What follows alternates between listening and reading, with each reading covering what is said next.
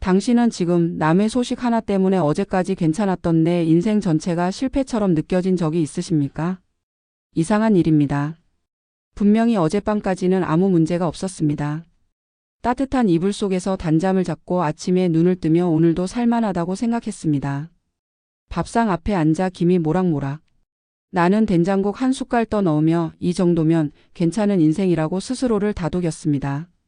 아무도 모르게 혼자서 작지만 평온하게 지켜온 내 일상. 그 일상이 어젯밤까지는 분명히 충분했습니다. 그런데 딱 소식 하나가 들어오는 순간 모든 것이 무너집니다. 오랜만에 나간 동창 모임에서 혹은 명절에 오랜만에 만난 일가 친척 사이에서 아니면 아무 생각 없이 들여다본 스마트폰 화면에서 흘러들어온 소식 하나. 누구누구는 이번에 수원의 신축 아파트로 이사 갔대. 아무개는 예전에 사뒀던 땅값이 몇 배로 뛰어서 이제 노후 걱정이 없다더라. 저 집 자식은 대기업에 취직해서 부모한테 용돈을 두둑이 준다던데. 그 말 한마디가 끝나는 순간 방금 전까지만 해도 따뜻하고 충분했던 내 일상이 갑자기 초라하고 쓸모없는 것으로 변해버립니다. 집으로 돌아오는 발걸음이 천근만근 무겁고 골목길에서 올려다본 내 집 창문이 어쩐지 낡고 작아 보입니다. 엘리베이터 버튼을 누르면서도 현관 열쇠를 돌리면서도 가슴 한구석이 쿡쿡 쑤십니다. 이게 무슨 마법입니까? 소식을 듣기 전과 후 내 통장 잔고는 단 한 푼도 달라진 것이 없는데 내 삶 전체가 실패한 것 같은 기분이 엄습해 옵니다. 사실 이런 감정은 오늘만의 일이 아닙니다. 살아오면서 수없이 반복되어 온 일입니다. 20대에는 친구의 취업 소식에 30대에는 동창의 결혼과 집, 장만 소식에 40대에는 지인의 사업 성공 소식에 가슴이 묵직하게 내려앉았습니다. 그리고 50대, 60대가 된 지금은 자식 자랑과 노후 자산 이야기에 숨이 턱 막힙니다. 나이가 들수록 이 감정은 더 깊어지고 더 오래 마음에 머뭅니다. 젊을 때는 내일 더 잘하면 된다며 털어낼 수 있었지만 지금은 그 위로조차 쉽게 나오지 않으니까요. 우리 속담에 이런 말이 있습니다. 사촌이 땅을 사면 배가 아프다. 참으로 이상한 말입니다. 사촌이 나에게 해를 끼친 것도 아닙니다. 내 돈을 훔쳐간 것도 아닙니다. 오히려 잘된 일인데 왜 하필 내 배가 아픈 걸까요?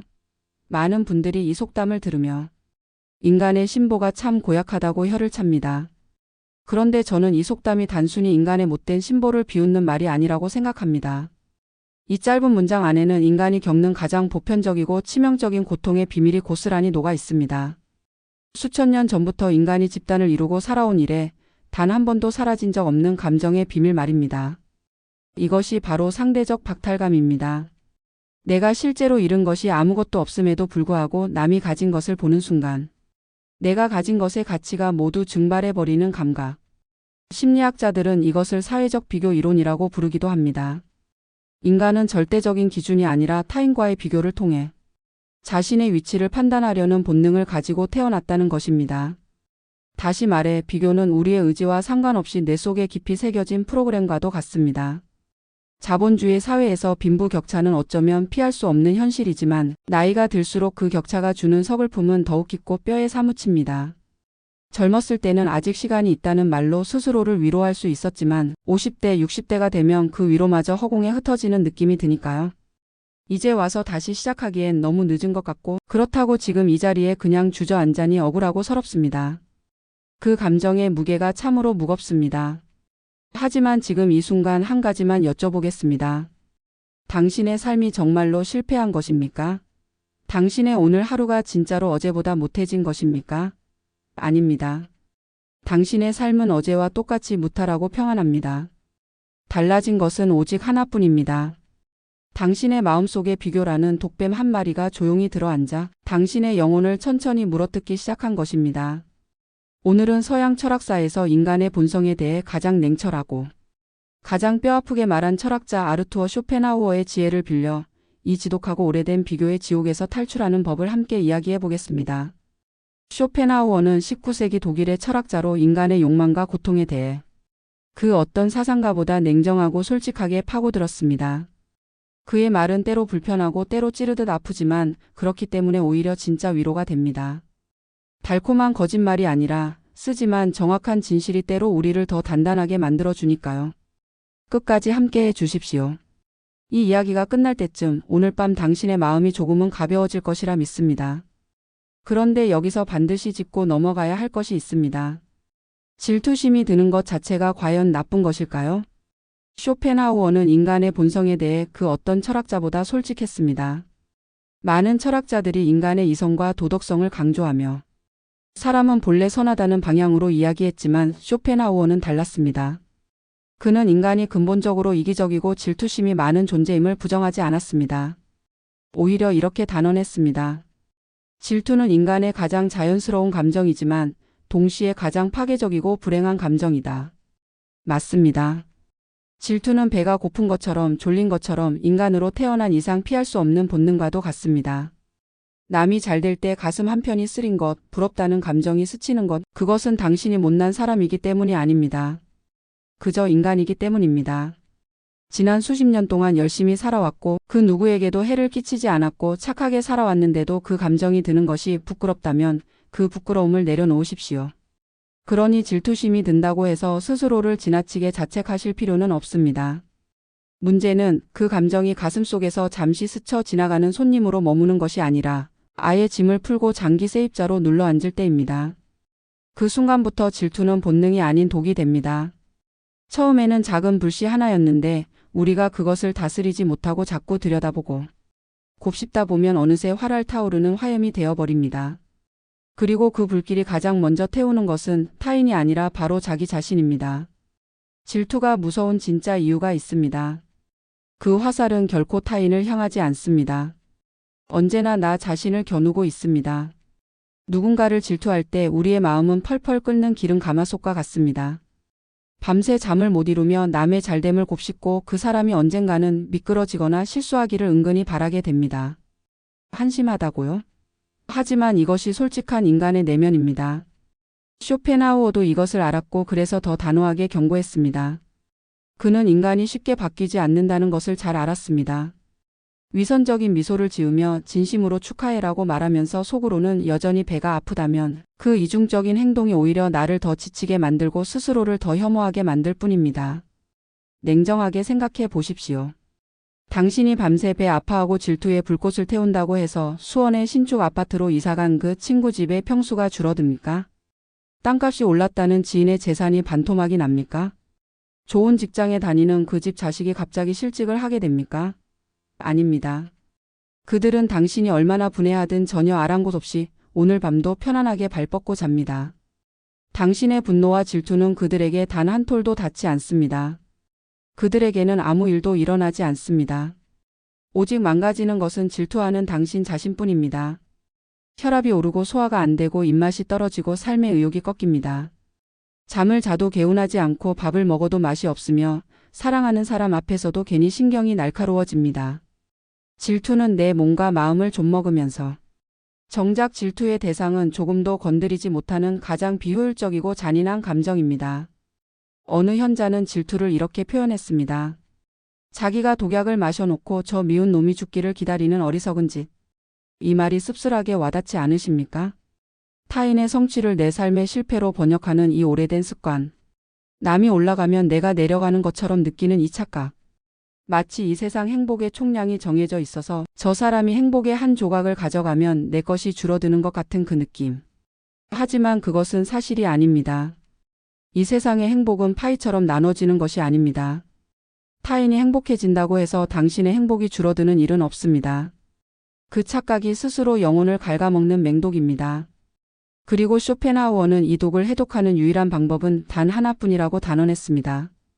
타인의 삶을 바라보는 내 시선을 거두는 것. 그뿐입니다. 자, 여기서 잠깐 멈춰 생각해 보겠습니다. 당신이 그토록 부러워하는 그 사람 정말로 행복할까요? 쇼펜하우어는 우리 인간에게 아주 불편한 사실 하나를 콕 집어 지적합니다. 우리는 남의 불행은 본능적으로 축소하고 남의 행복은 습관적으로 과장해서 본다. 이 문장이 핵심입니다. 우리는 타인의 삶을 정확하게 보지 않습니다. 우리의 눈은 언제나 왜곡되어 있습니다. 심리학에서는 이것을 초점 착각이라고 부르기도 합니다. 우리는 타인의 삶에서 눈에 잘 띄는 것, 즉 화려하고 좋아 보이는 것만 집중해서 보고 그 이면의 어둡고 고단한 부분은 자연스럽게 흘려보내는 경향이 있다는 것입니다. 당신이 부러워하는 그 사람의 삶을 정말 속속들이 들여다본 적이 있으십니까? 우리는 대부분 타인의 결과만 봅니다. 그 화려한 결과에 이르기까지 쌓인 과정과 고통은 보지 못합니다. 아니, 보이지 않는 것이 아니라 보려 하지 않는 것인지도 모릅니다. 왜냐하면 그 과정과 고통을 제대로 보게 되면 부럽다는 감정이 오히려 연민으로 바뀔 수도 있기 때문입니다. 그리고 그 연민은 내 질투심의 근거를 허물어뜨립니다. 자식 농사 잘 지어 용돈을 두둑이 받는다는 그 친구, 혹시 매일 밤 불면증에 시달리며 우울증 약을 조용히 삼키고 있는 건 아닐까요? 자식이 잘 되기까지 얼마나 많은 밤을 눈물로 지새웠는지, 그 과정에서 부부 사이가 얼마나 삐걱거렸는지 우리는 알지 못합니다. 땅값이 올라 부자가 되었다고 떵떵거리는 그 지인, 속으로는 가족 간의 재산 다툼으로 피눈물을 흘리고 있거나 막대한 대출 이자의 무게에 짓눌려 매달 숨이 막히고 있는 건 아닐까요? 좋은 아파트로 이사 갔다는 그 사람, 혹시 부부 사이에 깊은 금이 가서 넓은 거실에서도 서로 눈도 제대로 마주치지 못하며 살고 있는 건 아닐까요? 우리는 모릅니다. 정말로 모릅니다. 샤를 채플린은 말했습니다. 인생은 멀리서 보면 희극이지만 가까이서 보면 비극이다. 이 말이 얼마나 정확한지요. 멀리서 보면 웃음거리처럼 보이지만 그 안으로 들어가 보면 눈물이 고여 있는 것이 인생입니다. 사람들은 누구나 자신의 가장 빛나는 부분만 남에게 보여주려 합니다. 흠집 나고 썩어가는 사과는 상자 맨 밑에 숨겨두고 가장 탐스럽고 붉은 사과만 골라 광을 내어 진열대 앞줄에 세워둡니다. 그것이 인간의 자존심이고 그것이 수천 년을 이어온 사회생활의 불문율입니다. 그런데 당신은 지금 남들이 공들여 꾸며놓은 쇼윈도의 삶과 아무 꾸밈없이 있는 그대로 드러난 당신의 창고를 비교하고 있는 셈입니다. 타인의 하이라이트 영상과 내 인생의 가장 고단한 비하인드 장면을 나란히 놓고 비교하니 당연히 내 삶이 비참하고 초라해 보일 수밖에 없지 않겠습니까? 더군다나 요즘 세상에는 SNS라는 거대한 쇼윈도가 생겼습니다. 사람들은 하루에도 수십 번씩 자신의 가장 빛나는 순간만을 골라 세상에 내보입니다. 가장 맛있는 음식, 가장 행복한 여행, 가장 자랑스러운 자식의 소식. 그 사진들을 스크롤하며 들여다보다 보면 세상 모든 사람이 나 빼고 다 행복하게 사는 것처럼 느껴집니다. 하지만 그것은 사실이 아닙니다. 그것은 정교하게 편집된 환상입니다. 쇼펜하우어는 이렇게 말합니다. 남들이 보기에 행복해 보인다고 해서 그것이 진짜 행복은 아니다. 행복은 타인의 눈에 비친 내 모습이 아니라 내 내면이 느끼는 고요한 평온함이다. 이 말을 천천히 되새겨 보십시오. 진짜 행복은 보여주기 위한 것이 아닙니다. 남이 알아주어야 비로소 생겨나는 것도 아닙니다. 그것은 오직 내 마음속 깊은 곳에서 조용히 피어오르는 것입니다. 환상과 비교하지 마십시오. 당신의 배를 아프게 만든 그 사람의 빛나는 삶은 어쩌면 그 사람의 전부가 아니라 정교하게 짜인 가면일지도 모릅니다. 남의 떡이 커 보이는 이유는 단 하나입니다. 내 손에 직접 쥐어보지 못했기 때문입니다. 막상 손에 쥐고 입에 넣어보면 모래알처럼 껄끄럽고 생각보다 하나도 맛이 없을 수 있습니다.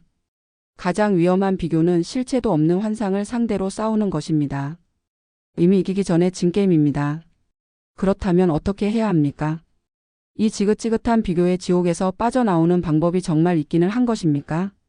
마음씨 좋은 분들은 흔히 이렇게 조언합니다. 남이 잘 되면 진심으로 축하해 주어라. 그래야 당신도 잘 된다. 듣기에는 그럴싸한 말입니다. 종교에서도 자기계발서에서도 비슷한 이야기를 합니다.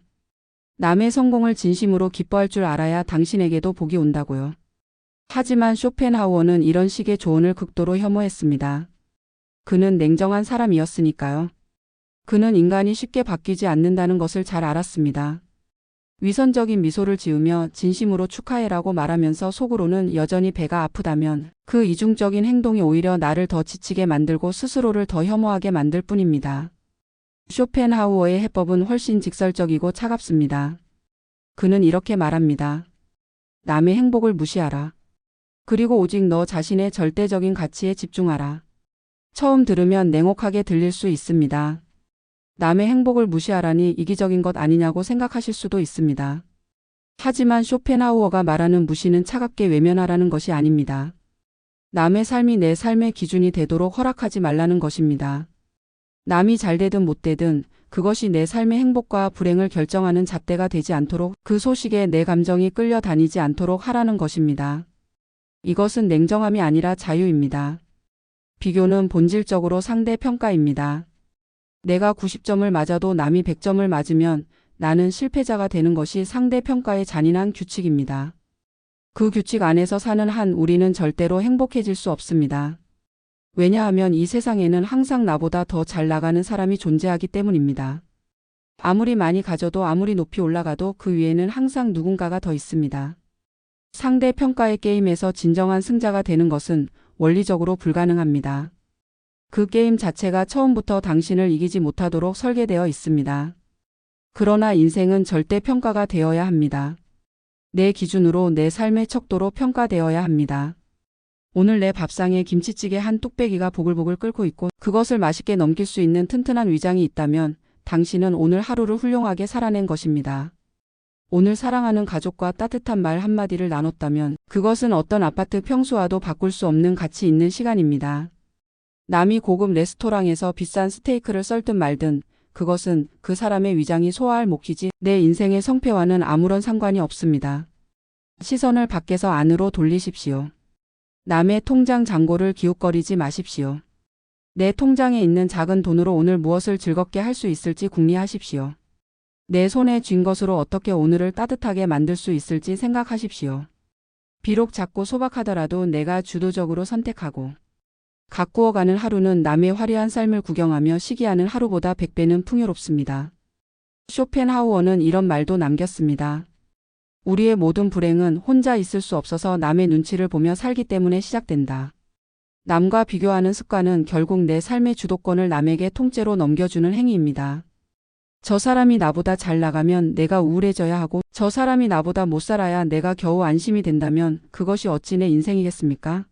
남의 잣대에 매달려 춤추는 노예일 뿐입니다. 내 행복의 리모컨을 남의 손에 쥐어주는 셈입니다. 남의 행복을 철저히 묵살하십시오. 당신의 인생 무대에서는 오직 당신만이 유일한 관객이자 주인공이어야 합니다. 그 무대의 조명은 오직 당신을 향해 비춰져야 합니다. 남이 어느 무대에서 얼마나 화려하게 공연하든 그것은 그들의 이야기입니다. 당신의 무대는 당신이 꾸미고 당신이 연출하십시오. 결국 비교와 질투라는 끝판왕을 물리치는 가장 강력한 무기는 돈도 명예도 지위도 아닙니다. 그것은 바로 내면의 부입니다. 쇼펜하우어는 재산의 크기보다 정신의 크기를 훨씬 더 중요하게 여겼습니다. 그는 평생 부유했지만 물질적 소유에 집착하지 않았습니다. 그 대신 독서와 사유, 음악과 자연 속에서 진정한 즐거움을 찾았습니다. 그는 이렇게 단호하게 말했습니다. 내면이 텅 빈 사람일수록 외부의 자극과 타인의 시선에 집착한다. 이 말이 전곡을 찌르지 않습니까? 생각해보면 그렇습니다. 자신의 내면에 지적인 호기심이 있고 혼자서도 충분히 즐길 수 있는 취미가 있고 삶의 파도를 달관할 줄 아는 자신만의 철학이 있는 사람은 굳이 남의 담장 너머를 기웃거리지 않습니다. 내 집 앞마당에 소리 없이 피어난 이름 모를 들꽃 하나에서도 작은 우주를 발견하고 기뻐할 수 있기 때문입니다. 저녁 하늘 노을 한 자락에 가슴이 벅차오르고 손주의 웃음소리 하나에 세상을 다 가진 것 같은 풍요로움을 느낄 수 있기 때문입니다. 읽다 만 책 한 권을 다시 집어들며 어제와는 다른 문장이 눈에 들어오는 그 순간의 기쁨. 오랜만에 찾아온 친구와 차 한 잔을 나누며 웃음이 터져 나오는 그 순간의 따뜻함. 이런 것들이 내면의 부유함을 채우는 진짜 자산입니다. 반면 속이 텅 빈 사람은 끊임없이 밖으로만 눈을 돌립니다. 스스로가 가진 것의 가치를 자기 자신이 매기지 못하니 남들이 부러워하는 브랜드와 평수와 직함으로 자신을 포장하려 기를 씁니다. 남들이 알아주어야 비로소 내 가치가 생기는 것 같은 불안감. 그 불안감이 비교를 부르고 비교가 질투를 낳고 질투가 불행을 만듭니다. 이 악순환의 출발점은 텅 빈 내면입니다. 사랑하는 구독자 여러분, 50대, 60대를 넘어 지금의 나이에 이른 우리는 어떤 부자가 되어야 하겠습니까? 남들보다 통장 잔고가 조금 적고 평수가 조금 작은 집에서 산다고 해서 기죽을 필요가 전혀 없습니다. 우리는 살아오며 이미 충분히 많은 것을 경험했고 이미 충분히 많은 것을 알고 있습니다. 그 경험과 지혜와 연륜은 돈으로 살 수 없는 내면의 자산입니다. 진정한 빈곤은 통장 잔고가 없는 것이 아닙니다. 타인과 비교하지 않고는 스스로 만족할 줄 모르는 빈약하고 흔들리는 정신이 진정한 가난입니다. 반대로 말하면 타인의 삶에 흔들리지 않고 내 삶 안에서 기쁨을 발견하는 능력, 그것이 바로 가장 단단하고 가장 빛나는 부유함입니다. 오늘 당신이 책 한 권을 읽으며 얻은 작은 위안, 맑은 공기를 마시며 동네를 한 바퀴 걷는 그 순간의 가벼운 평온함, 소중한 사람과 나눈 따뜻한 말 한마디. 이것들은 수억 원을 가진 사람도 돈으로 살 수 없는 것들입니다. 건강한 몸으로 가벼운 발걸음을 옮길 수 있다면 병상에 누워있는 어떤 재벌보다 당신이 훨씬 더 행복한 승리자입니다. 사랑하는 사람들이 곁에 있다면 그 어떤 신축 아파트보다 당신의 집이 더 따뜻한 곳입니다.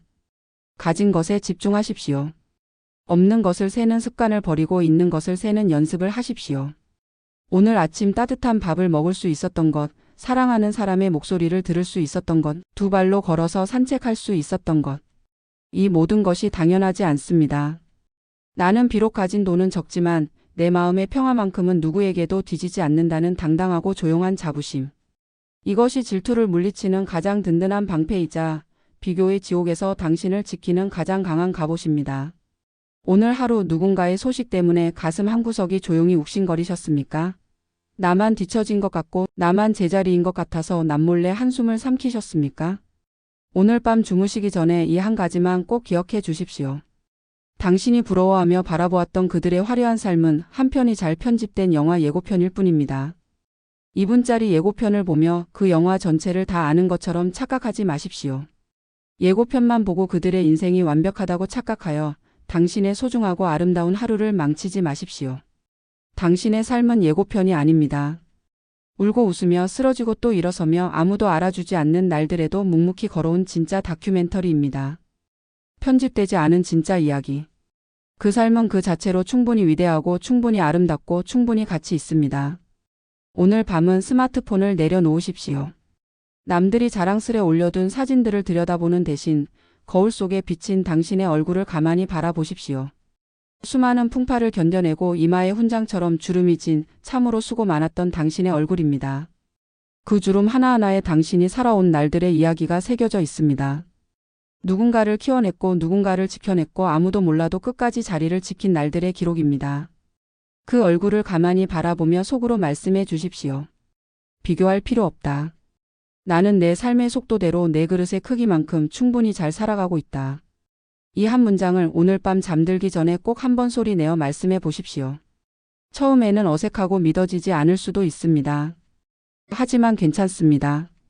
우리의 마음은 우리가 반복해서 들려주는 말에 반응합니다. 오늘 하루 남의 소식에 상처를 받았다면 자기 자신에게 따뜻한 말 한마디를 돌려드리는 것이 오늘 밤 당신이 해야 할 가장 중요한 일입니다. 비교를 멈추는 순간 지옥의 문이 소리 없이 닫히고 평온의 문이 열립니다. 타인을 향했던 시선을 거두어 내 안으로 가져오는 순간 잃어버렸다고 생각했던 당신의 진짜 인생이 다시 시작될 것입니다. 그 인생은 남들의 삶과 비교할 수 없이 고유하고 그 어떤 화려한 삶과도 맞바꿀 수 없는 단 하나뿐인 이야기입니다. 오늘 밤은 타인의 화려한 무대에서 과감히 내려와 당신이라는 따뜻하고 조용한 방 안에서 누구의 눈치도 보지 말고 편안히 쉬시기를 바랍니다. 이 이야기는 여기서 끝이 아닙니다. 머리로는 충분히 이해합니다. 비교하면 안 된다는 것, 질투는 독이라는 것.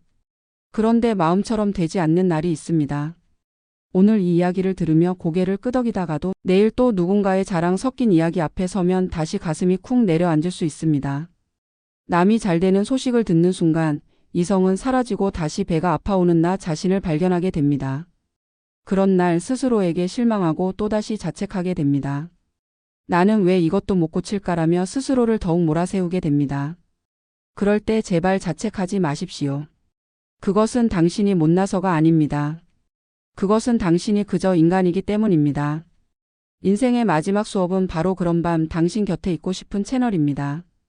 살아오며 미처 듣지 못했던 말들, 누군가 먼저 말해줬더라면 조금 덜 아팠을 문장들, 그리고 지금 이 나이가 되어서야 비로소 이해되는 인생의 진실들을 조용히 전하는 이 채널은 화려한 성공 이야기를 들려드리는 곳이 아닙니다. 화려한 조명 아래 빛나는 사람들의 이야기가 아니라 조용한 골목에서 묵묵히 자신의 삶을 살아가는 사람들을 위한 이야기입니다. 지금 이 순간을 조금 더 따뜻하게, 조금 더 나답게 살아갈 수 있도록 함께 걸어가는 수업입니다. 조용한 위로가 필요할 때, 혼자 있는 밤 마음을 어디에도 내려놓지 못할 때 이곳에 와주십시오. 이 채널은 당신의 이야기를 이미 알고 있고 언제나 당신의 편입니다. 당신이 겪는 그 감정들이 결코 부끄러운 것이 아님을, 그리고 그 감정을 안고서도 오늘을 살아가는 당신이 충분히 대단한 사람임을 이 작은 교실에서 조용히 함께 이야기하고 싶습니다. 이 영상이 오늘 밤 당신의 마음을 조금이나마 가볍게 해드렸다면 구독과 좋아요를 눌러주십시오. 당신의 따뜻한 클릭 하나가 이 작고 조용한 교실을 지탱하는 가장 큰 힘이 됩니다. 그리고 오늘 이 이야기가 가슴에 닿았다면 비슷한 마음을 가진 소중한 분께 이 영상을 전해 주십시오. 같은 밤을 견디고 있는 누군가에게 오늘 당신의 작은 전달이 커다란 위로가 될 수 있습니다. 오늘도 귀한 시간을 내어 끝까지 함께해 주셔서 진심으로 고맙습니다. 남의 삶이 아닌 당신만의 삶을 두 팔로 꼭 껴안고 주무시는 가장 평온하고 가장 따뜻한 밤 되시기를 바랍니다.